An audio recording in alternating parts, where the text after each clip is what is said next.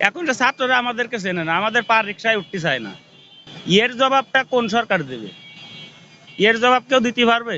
বর্তমানের বাজারের অবস্থা, ভোর 6টার সময় বের হয়েছি, এখন বাজে 3টে ফিরাই। টাকা আছে 400, একটা ব্যাটারি চালিত গাড়ি, তার পকেটে আছে 4000। একটা সরকারি কর্মচারী যে তার বেতন 70,000। আজিমপুরে যে 20 তলা বিল্ডিং বানাতেছে, আপনারা তো জানেন সবাই।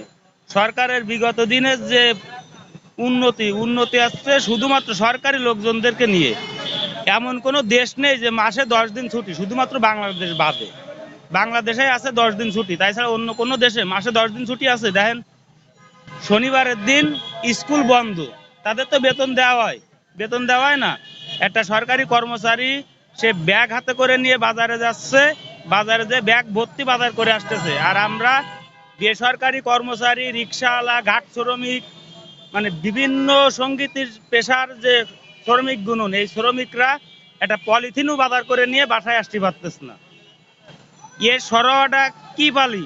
আমাদের যে বর্তমান উপদেষ্টারা আছে তারা যদি এইটা বিবেচনা না করে, তাহলে অনেক সময় দেখা যাচ্ছে যে কেউ কেউ বলতেছে ছাত্রলীগ রিক্সাওয়ালার বিরুদ্ধে, রিক্সাওয়ালার রূপে ফিরে আসতেছে। কেউ বলতেছে ছাত্রলীগ আওয়ামী লীগ রিক্সাওয়ালা হয়ে চালায় আসতেছে, কেউ ইঞ্জিন চালিত রিক্সাওয়ালা হয়ে আসতেছে।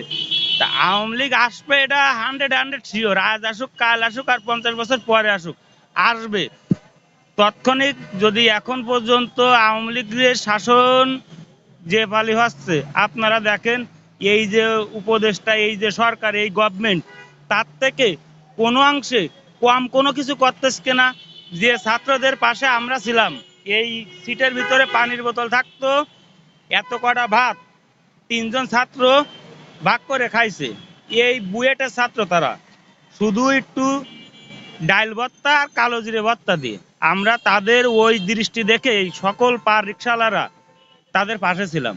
যুদ্ধের সময় কিরকম ভাবে পাশে ছিলাম, হয়তো আপনারা আমার ভিডিও করতেছেন, অনেক ছাত্ররাই জানে যে কিভাবে তাদেরকে নিছি। এই মোড়ের থেকে নিয়ে ওই মোড়ে 10 জন এক করতে গেলে আমাদের 10টা রিক্সাওয়ালারই একত্রই হয়েছে। আওয়ামী লীগালারা আমাদেরকে গ্যারেজের ভিতর থেকে আটকাইছে, তারপরেও পার রিক্সাওয়ালারা কিন্তু আটকা রাখতে পারেনি। সে যে পালি হোক, আমরা কিন্তু চলে আসছি সাধারণ ছাত্রকে পক্ষে। এখন যে ছাত্ররা আমাদেরকে চেনে না, আমাদের পার রিক্সায় উঠতে চায় না। এর জবাবটা কোন সরকার দেবে? এর জবাব কেউ দিতে পারবে? আপনাদের সামনে সঠিক পারি বলতেছি, আমাদের কোনো মূল্যায়নই করতেছে না। 60 লক্ষ আছে পায়চালিত রিক্সাওয়ালা, 1 লক্ষ আছে চার্জারের রিক্সাওয়ালা, 1 লক্ষ লোক ভাত খাতে পারতেছে, 60 লক্ষ লোক না খেয়ে থাকতেছে। এর সরোয়াটা একদিন হাইকোর্টের সামনে এসে আবেদন করতেছে, তাইতি অটো গাড়ি চলতেছে। আর আমরা 60 লক্ষ লোক যদি আসছে আবেদন করি, তাহলে আমাকে আবেদনটা কিরকম পালি হবে কি না হবে, আপনারা তো সাধারণ পাবলিক ভালোই বুঝতেছেন তো অবশ্যই যে কিভাবে আমরা আন্দোলন করবানি এক সময়। যেহেতু পেটে যদি ভাত না থাকে, ওই ওয়ালের সাথে বাড়ি দিলাম মাথাটা, ওয়াল কিন্তু ফাটলে না, ফাটলে আমার মাথাটাই। তা আমাদের হয়তো পেটের এখন খিদে লাগতেছে, আমরা কিছু কথা আপনাদের সামনে বলতেছি, আপনারা মিডিয়ারে দেখাবেন, পাবলিক প্লেসে দেখাবেন। অনেকে আছে যে এইটা নিয়ে টিকটক করতেছে, কিন্তু আমরা কথাগুলো বলতেছি কিন্তু অনেক কষ্টের বিনিময়। যে এই কথাগুলো সবাই বলতে পারবে না। ইউনূস সাহেবের দ্বারা আমাদের একটাই আবেদন, অটো গাড়ি আগে যেরকম চলতো, 5ই আগস্টের আগে যেরকম চলতো ওইভাবে চলুক, তাও মানানসই আছে। কিন্তু যদি এইরকম পালি শহরের ভিতরে চলে, আমরা কি করে চলবো?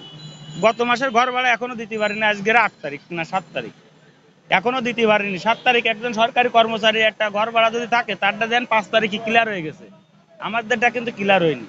এখন এই ইউনূস সাহেবের দ্বারা একটাই অনুরোধ, সরকারি কর্মচারীদের তো বেতন বাড়ানো হয়েছে, প্রত্যেকটা শেখ হাসিনা যতবার নির্বাচন হয়েছে ততবারই বেতন বাড়াইছে, খালি এইবার বাড়ায়নি বিধায় সে ক্ষমতায় নেই। এইবারও যদি বাড়াতো তার এই 5 বছর ক্ষমতাও থাকতো।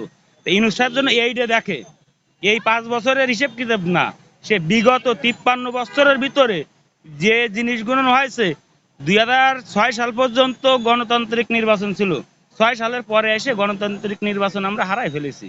এর আগে 96 শেখ হাসিনা ক্ষমতায় আছে, খালেদা জিয়া তার আগে ক্ষমতায় আছে 91, তখনও গণতন্ত্র ছিল, এখনো গণতন্ত্র নেই। গণতন্ত্র হত্যা যারা করেছে বিগত 23 বছরের জেট ধরে, গণতন্ত্র হত্যাকারীর বিচার করতে হবে, খালি একা শেখ হাসিনার না।